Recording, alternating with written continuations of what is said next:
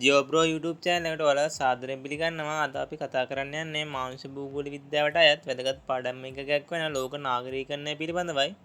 මාංශ භූගෝල විද්‍යාවේ නිෂ්පාදන කර්මාන්ත ගෝලීකරණය යන පාඩම් එකකද යෙතින් දිස්සන කාඩ් එක ක්ලික් කිරීම මගින් ලබා ගැනීමට හැකියාව තිබෙනවා. එහෙනම් අපි අද පාඩම් එකකේ වන ලෝක නාගරිකරණය පිළිබඳව විස්තරාත්මකව විමසා බලමු. අපි ප්‍රථමයෙන්ම පාඩමට ප්‍රවේශයක් වශයෙන් මේ පිළිබඳව හඳුනාගෙන ඉමු. කාර්මික විප්ලවය හා සමගාමීව වර්ධනය වූ නාගරීකරණය විශාල වශයෙන් ලෝකය පුරා සමාජ ආර්ථික විපර්යාසවලට තුඩුදී ඇති සාධකයකි. මුලින්ම කාර්මීකරණය වූ බ්‍රිතාන්‍ය හා යුරෝපා රටවල් නාගරීකරණය සම්බන්ධයෙන්ද ප්‍රමුඛත්වය ගත්ත. මුල් කාලයේ මෙම ප්‍රදේශවල නාගරීකරණය ඉතා සෙමෙන් සිදු වූ අතර කිස්තු වර්ෂ 1800 වන විට ලෝක ජනගහනයෙන් නාගරික ප්‍රදේශවල වාසය කළේ 3% පමණි. 1970 වන විට ලෝක ජනසංඛ්‍යාවෙන් 37.2%ක්ද 1980 වන විට 41.2%ක්ද 1991 වන විට 45.2%ක්ද වශයෙන් නාගරික ප්‍රදේශවල ජීවත් වී ඇත. වර්තමානය වන විට ලෝකයේ මුල් ජනගහනයෙන් අඩකටත් වැඩි ප්‍රමාණයක් එනම් 54%ක් නාගරික ප්‍රදේශයන්හි වාසය කරනු ලබයි. 2014 දී නිකුත් කරන ලද එක්සත් ජාතීන්ගේ ලෝක නාගරීකරණය පිළිබඳ වාර්තාව පෙන්වා දෙන පරිදි කිස්තු වර්ෂ 2050 වන විට ලෝක නාගරීකරණ ප්‍රතිශතය 66%ක් තෙක් ඉහළ අගයක් ගනු ඇත. ලෝක නාගරීකරණයේ ස්වභාවය හා ගැටලු පිළිබඳව අපි මීළඟට විමසා බලමු. නාගරීකරණයේ ස්වභාවය. නාගරීකරණය අනු අඛණ්ඩ ක්‍රියාවලියකි. සාපේක්ෂව ආර්ථික හා සේවා පහසුකම් ඇති ප්‍රදේශයක් තුළට විශාල වශයෙන් ජනයා ස්ථීර පදිංචිය සඳහා ඒකරාශී වීම නිසා නාගරීකරණය ඇතිවේ. නාගරික ජනසංඛ්‍යාව මුළු ජනසංඛ්‍යාවේ ප්‍රතිශතයක් ලෙස දැක්වීම නාගරීකරණයයි. නාගරීකරණය මැනීම සඳහා නාගරීකරණ දර්ශකය භාවිතා කරනු ලැබේ. එය පහත පරිදි දැක්විය හැකිය. නගරයක් යන්න හඳුනා ගැනීමට ලෝකයේ රටවල් විවිධ නිර්ණායක යොදා ගන්නා අතර ජනගහනය, ජන ඝනත්වය, ආර්ථික කටයුතු වල ස්වභාවය යන ආදී ඒවාට උදාහරණ ලෙස දැක්විය හැකිය. රටක නාගරීකරණ මට්ටම හඳුනා ගැනීම සඳහා මේ අනුව නාගරික ප්‍රදේශ වශයෙන් නම් කරන ලබන කලාප වැදගත් වේ. නාගරීකරණ මට්ටම හඳුනා ගැනීමට රටේ සමස්ත ජනසංඛ්‍යාවට සාපේක්ෂව නාගරික ප්‍රදේශවල වාසය කරන ජනසංඛ්‍යාව ප්‍රතිශතාත්මක ගණනය කිරීමකට ලක් කළ යුතුය. නාගරීකරණ මට්ටම ඉහළ යාම කෙරෙහි ප්‍රධාන වශයෙන් බලපාන සාධක දෙකකි. නාගරික ජනසංඛ්‍යාවේ ස්වභාවික වර්ධනය හා ග්‍රාමීය ප්‍රදේශවල සිට නගර කරා සිදුවන ජන සංක්‍රමණ. ඉහත සාධක අතුරින් නාගරීකරණය කෙරෙහි වැඩි බලපෑමක් සිදු කරන්නේ ග්‍රාමීය නාගරික සංක්‍රමණයයි. නාගරික ප්‍රදේශ ඇතුළින් ස්වභාවික වර්ධන අනුපාතය බොහෝ විට අඩු අගයක් ගැනීම ඊට හේතු වී ඇත. ග්‍රාමීය නාගරික ජන සංක්‍රමණය හේතුවෙන් නාගරික ජනසංඛ්‍යාවේ වර්ධනයක් සිදුවේ. අඛණ්ඩව මෙම ක්‍රියාවලිය සිදුවීම මගින් රටේ සමස්ත ජනගහනයෙන් වැඩි කොටසක් ග්‍රාමීය ප්‍රදේශවලට සාපේක්ෂව නාගරික ප්‍රදේශවලට සංකේන්ද්‍රණය විය හැකිය. මෙම ක්‍රියාවලිය නාගරීකරණ මට්ටම ඉහළ යාමට හේතු වී තිබේ. ලෝකයේ සෑම රටකම පාහේ අඩු වැඩි වශයෙන් කිසියම් නාගරීකරණ මට්ටමක් පවතින අතර කිසියම් රටක් නාගරීකරණය වූ රටක් ලෙස නම් කිරීමට නම් එම රටේ නාගරීකරණ අගය 50% ඉක්මවා තිබිය යුතුය. නාගරීකරණ ක්‍රියාවලිය. නාගරීකරණ ක්‍රියාවලිය කෙරෙහි බලපාන ප්‍රධාන සාධක තුනකි. එනම් නාගරික ජනසංඛ්‍යාවේ ස්වභාවික වර්ධනය, ග්‍රාමීය නාගරික ජන සංක්‍රමණ, පරිපාලන සීමා වෙනස් වීම. නාගරික ජනසංඛ්‍යාවේ සිදුවන ස්වභාවික වර්ධනය නිසා එහි ජනසංඛ්‍යාව ඉහළයයි. එමගින් නාගරීකරණ ක්‍රියාවලියේ වර්ධනයට දායකත්වය දක්වයි. එසේ වුවද නාගරික ජනසංඛ්‍යාවේ ස්වභාවික වර්ධනය සිදුවන්නේ ඉතා සෙමෙන්ය. නාගරීකරණය කෙරෙහි වඩා වැදගත් ලෙස බලපාන්නේ ග්‍රාමීය නාගරික ජන සංක්‍රමණයයි. ග්‍රාමීය නාගරික ජන සංක්‍රමණයේදී ග්‍රාමීය ප්‍රදේශවලින් ජනතාව තල්ලු කිරීම මෙන්ම නාගරික ප්‍රදේශවලින් ජනයා ඇද ගැනීමද වැදගත් වේ. ග්‍රාමීය ප්‍රදේශවලින් ජනයා තල්ලු කිරීම කෙරෙහි දිළිඳු බව, රැකියා හිඟය ආදී සාධක හා නාගරික යටිතල පහසුකම්, උසස් ජීවන මට්ටම ආදී ඇද ගැනීමේ පහසුකම්ද බලපානු ලබයි. ලෝක නාගරීකරණයේ විවිධ මට්ටම්. ලෝක නාගරීකරණයේ විවිධ මට්ටම් කාලීනව හා අවකාශීය වශයෙන් විමසා බැලිය හැකිය. ලෝක නාගරීකරණය විමසා බැලීමේදී නාගරීකරණ ප්‍රමාණය අනුව ඉහළ, මධ්‍යම සහ පහළ නාගරීකරණ වශයෙන්ද විවිධ මට්ටම් හඳුනා ගත හැකිය. පහත වගුවමගින් 1950 වසරේ සිට 2014 වර්ෂය තෙක් කලාපීය වශයෙන් නාගරීකරණ මට්ටම් දැක්වෙන අතර 2050 වන තෙක් පුරෝගතනද දැක්වේ. කලාපය අනුව ලෝක නාගරීකරණ ප්‍රතිශතය හා නාගරීකරණ ශීඝ්‍රතාවය. ඉහත වගුවට අනුව එක් එක් කලාපයෙහි නාගරීකරණයෙහි කැපී පෙනෙන ලක්ෂණ විමසා බැලිය හැකිය. එහිදී අපි ප්‍රථමයෙන්ම අප්‍රිකානු කලාපය පිළිබඳව විමසා බලමු. සමස්තයක් ලෙස අප්‍රිකාවේ නාගරීකරණ මට්ටම 2014 වර්ෂයේදී 40.4කි. එහෙත් මීට වඩා ඉහළ නාගරීකරණයක් දක්වන රටවල් ඇත.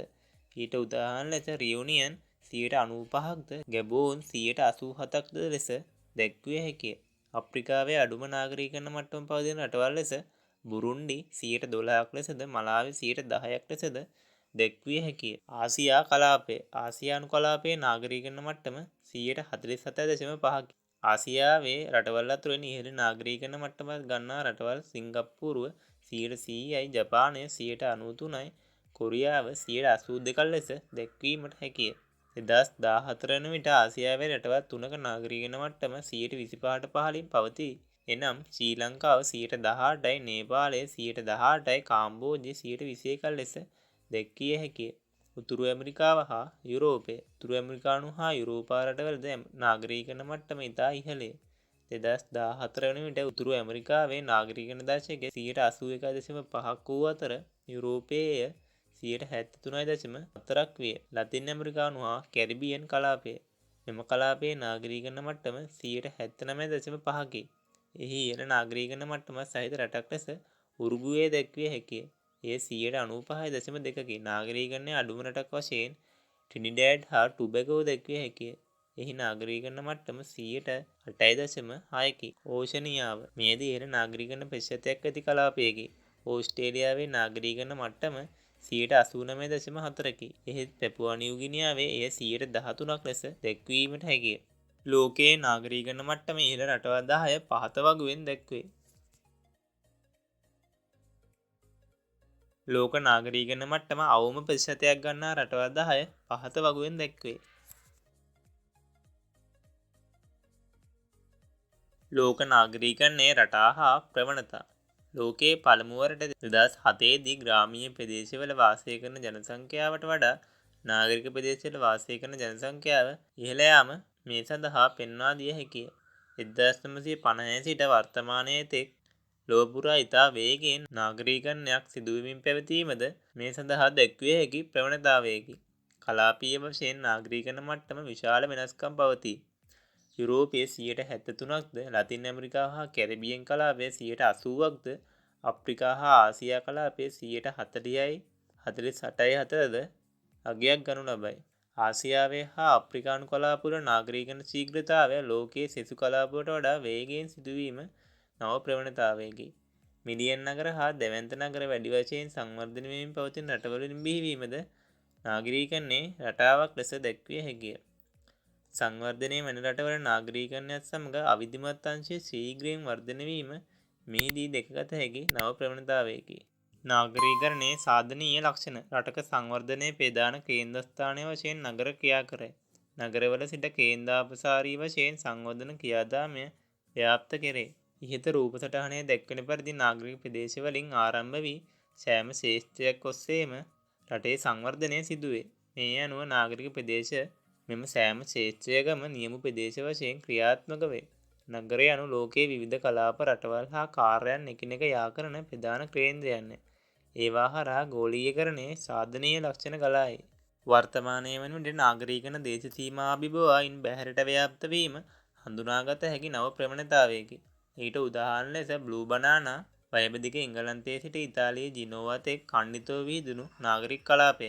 ගෝල්ඩන් බනානා මධ්‍යධරණී මුහුදු වෙරළ තීරයේ ජිනෝවා නගරයේ සිට වැලෙන්සියා තෙක් ඛණ්ඩිතව විහිදුණු නාගරික කලාපය. ග්‍රීන් බනානා මධ්‍යම යුරෝපයේ ඛණ්ඩිතව විහිදුණු නාගරික කලාපය මේ සඳහා පෙන්වා දිය හැකිය. සංවර්ධනය වෙමින් පවතින රටවල නාගරීකරණය ආශ්‍රිත ගැටලු. සංවර්ධනය වෙමින් පවතින රටවල සිදුවන්නා වූ ශීඝ්‍ර නාගරීකරණ ක්‍රියාවලිය හේතුවෙන් විවිධ සමාජ ආර්ථික ගැටලු රාශියක් පැන නැගී ඇත. නාගරික ප්‍රදේශ අක්‍රමවත් ලෙස පැතිරීම, අධික ජනසංඛ්‍යා තදබදය, නිවාස හිඟය, පිරැකියාව, පැල්පත් හා මුඩුක්කු නිවාස වර්ධනය, ප්‍රවාහන ගැටලු, ජල ගැටලු, මල අපවාහනය පිළිබඳව ගැටලු, ඝන අපද්‍රව්‍ය ගැටලු, නාගරික අපරාධ, නාගරික පරිසර දූෂණය ආදිය පොදුවේ හඳුනාගත හැකි ගැටලුය. නාගරික ප්‍රදේශ ඇතුළෙන් සිදුවන ශීඝ්‍ර ජනසංඛ්‍යා වර්ධනයත් සමග සම්පත් මත පවතිනා වූ ඉල්ලුම ශීඝ්‍රයෙන් ඉහළ යාම සිදුවේ. සාපේක්ෂව කුඩා ප්‍රදේශයක් තුළ විශාල ජනසංඛ්‍යාවක් ඒකරාශී වීම නිසා නාගරික ප්‍රදේශ ඇසුරින් විශාල නාගරික තදබදයක් නිර්මාණය වේ. ජනසංඛ්‍යා තදබදය, වාහන තදබදය, නිවාස තදබදය ආදී වශයෙන් විවිධ අංශවල තදබදය හඳුනාගත හැකිය. ඊට උදාහරණ ලෙස 2001 වන විට දිල්ලි නගරයේ ජනඝනත්වය වර්ග කිලෝමීටරයකට 9340ක් වූ අතර මෙම අගය නගරයේ මධ්‍ය ප්‍රදේශයේ මීටත් වඩා වැඩි අගයක් ගන්නා ලදී. ක්‍රි.ව. 2004 වන විට ඉන්දියාවේ දිල්ලි නගරයේ පමණක් වාහන ලක්ෂ 44ක් දිනකට මාර්ගවල ධාවනය විය. 2021 වන විට මෙය දෙගුණයක් වේ යැයි ගණනය කර ඇත.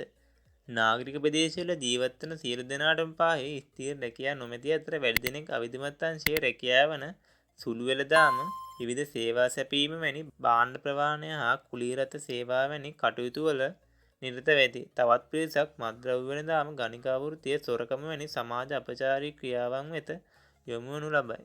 නාගරික පරිසරය මේ අනුව සමාජ අපචාර ක්‍රියා බහුල පරිසරයක් බවට පත්වේ. ඉන්දියාවේ මුම්බායි නගරයේ ජනගහනයෙන් 31.8ක් අපරාධවල ගොදුරු බවට පත්වන අතර නවදිල්ලියේ එම අගය 30.5ක් වේ.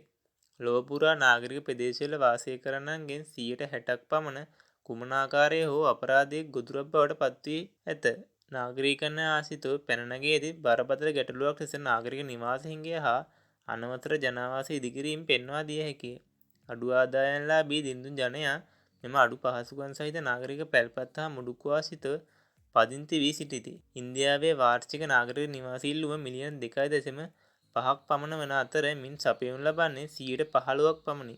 ඉන්දියාවේ මුම්බායි නගරයේ පමණක් පැල්පත් වැසියෝ 48.8ක් සිටින අතර තමිල්නාඩු ප්‍රදේශයේ මිලියන 4.1ක සංඛ්‍යාවක් පැල්පත් වැසියෝ වෙන අතර මෙම නාගරීකරණ පැල්පත් වැසියන්ට වැසිකිළි පහසුකම් ප්‍රමාණවත්ව නොමැති අතර බොහෝ විට පොදු වැසිකිළි හා පොදු ජල පහසුකම් භාවිතා කරනු ලබයි.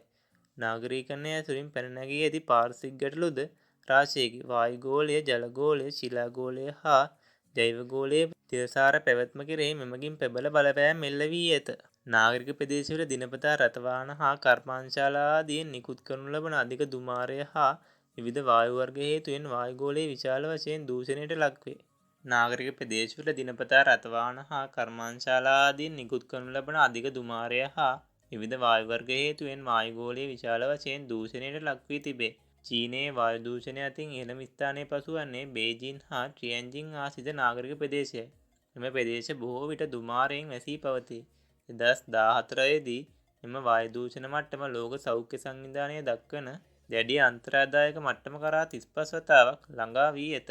චීනයේ නගර 203ක් ආශ්‍රයෙන් ජලය පිළිබඳ කරන ලද සමීක්ෂණයක් මගින් හෙළි වී ඇත්තේ නාගරික ප්‍රදේශ ඇතුළින් භූගත ජලය හා භූතල ජලය විශාල වශයෙන් දූෂණයට ලක්වන බවයි. නාගරික ප්‍රදේශ ඇතුළින් හඳුනාගත හැකි තවත් වැදගත් අංශයක් ලෙස සමාජ විසංගමනය හැඳින්විය හැකිය. විශේෂයෙන්ම අඩු ආදායම්ලාභී දිළිඳු ජනයා මෙලෙස නාගරික ප්‍රදේශවල ඒකරාශී වීම සමාජ ආර්ථික ගැටලු රාශියක් නිර්මාණය කිරීමට හේතු වී තිබේ. ආගමික වශයෙන් හා ජාතීන් වශයෙන් විවිධ සාධක පදනම විසංගමනය වීම නිසා නාගරික ප්‍රදේශවල ඇතිවන විවිධාකාරයේ සමාජීය බෙදීම් සහ ඒ මගින් මතුවන සමාජීය ගැටුම් විසංගමනය අහිතකර පැතිකඩයන් නිරූපණය කරනු ලබයි. ආර්ථික සාධක මුල් කොටගෙන සිදුවන්නා වූ නාගරික විසංගමනය නාගරික සම්පත් හා පහසුකම් බෙදී යාමේදී දැඩි විවේචන මතු කිරීමට සමත් වී තිබේ. විශේෂයෙන්ම ධනවත් සමාජ පන්ති වාසය කරන ප්‍රදේශ ඇතුළින් සෑම අංශයකම දියුණු දිළිඳු ජනයා වාසය කරන ප්‍රදේශ ඇතුළින් ඌන සංවර්ධනයත් පැහැදිලිව හඳුනාගත හැකිය. දියුණු වෙමින් පවත්නා රටවල ශීඝ්‍ර නාගරීකරණයත් සමග මතුව ඇති තවත් එක් ප්‍රබල ගැටලුවක් ලෙස ඝන අපද්‍රව්‍ය බැහැර කිරීම සැලකිය හැකිය. අධික නාගරික ජනසංඛ්‍යාවක් විසින් දිනපතා බැහැර කරනු ලබන ඝන අපද්‍රව්‍ය ඉවත් කිරීම හා කළමනාකරණය සම්බන්ධයෙන් බොහෝ දියුණු වෙමින් පවත්නා රටවලට නිසි ක්‍රමවේදයක් හෝ තාක්ෂණයක් හෝ නොමැත. නාගරික ඝන අපද්‍රව්‍ය නිසි ලෙස බැහැර නොකිරීම හේතුවෙන් සෞඛ්‍ය තර්ජන මෙන්ම පාරිසරික ගැටලුද රාශියක් උද්ගතව පවතී. බංගලාදේශයේ රාජ්ශාහි නගරයේ 62.5ක්ද, කුල්නා නගරයේ 72.5ක්ද කැලිකසල ගංගා ඇල මාර්ග හා මාවත් දෙපසම විසිකර දමනු ලැබේ. මැනිලා නගරයේ කැලිකසල වලින් 50% පමණම ඉවත් නොකෙරේ. කාම්පාලා නගරයේ 80%ක් පමණ කැලිකසල ඉවත් නොකෙරේ. ලොව පුරා ටොන් මිලියන 5.2ක් පමණ ඝන අපද්‍රව්‍ය ප්‍රමාණයක් නාගරික ප්‍රදේශවලින් දිනකට බැහැර කරනු ලැබේ. ඉන් ටොන් මිලියන 3.8ක් දියුණු වෙමින් පවත්නා රටවල නාගරික කලාප වලින් බැහැර කරනු ලබන කැලිකසල වේ. සංවර්ධනය වෙමින් පවත්නා වූ රටවල නාගරීකරණය හේතුවෙන් සිදුවන අධික පාරිසරික දූෂණ හේතුවෙන්ද නාගරික ජීවන රටාවේ පවතින අයහපත් සාධක හේතුවෙන්ද බෝවන හා බෝ නොවන යන වර්ග දෙකටම අයත් රෝග ශීඝ්‍රයෙන් පැතිර යයි. දියවැඩියාව, හෘද රෝග, මානසික රෝග, පිළිකා, චර්ම රෝග, ශ්වසන පද්ධති ආශ්‍රිත රෝග ආදී වශයෙන් විවිධ ලෙඩ රෝග රාශියක් මේ අනුව හඳුනාගත හැකිය. ඩෙංගු, බරවා, මැලේරියා, පාචනය, කොලරාව ආදී විශේෂයෙන්ම පාරිසරික දූෂණය හා අපවිත්‍රතාවය හේතුවෙන් ව්‍යාප්ත වෙමින් පවතින රෝග වේ. ඒඩ්ස් වැනි රෝගද නාගරික ප්‍රදේශය තුළින් ප්‍රබලව ව්‍යාප්ත වෙමින් පවතී. ඇතැම් වෛරස් වර්ග හේතුවෙන් ඇතිවන්නා වූ උණ රෝගද නාගරික ප්‍රදේශවල ශීඝ්‍රයෙන් ව්‍යාප්ත වේ. ඊට උදාහරණ ලෙස ඉන්ෆ්ලුවෙන්සා පෙන්වා දිය හැකිය. නාගරිකව ව්‍යාප්ත වන බොහෝ රෝගී තත්ත්ව අඩු ආදායම්ලාභී නාගරික පැල්පත් වැසියන් අතර බහුල ලෙස පැතිරී යයි. වායු දූෂණය හේතුවෙන් වාර්ෂිකව ලොව පුරා මිලියන 2ක් පමණ ජනයා විවිධ රෝගාබාධවලට ගොදුරු වෙති. විවිධ රෝගාබාධවලට ගොදුරුව මිය යති.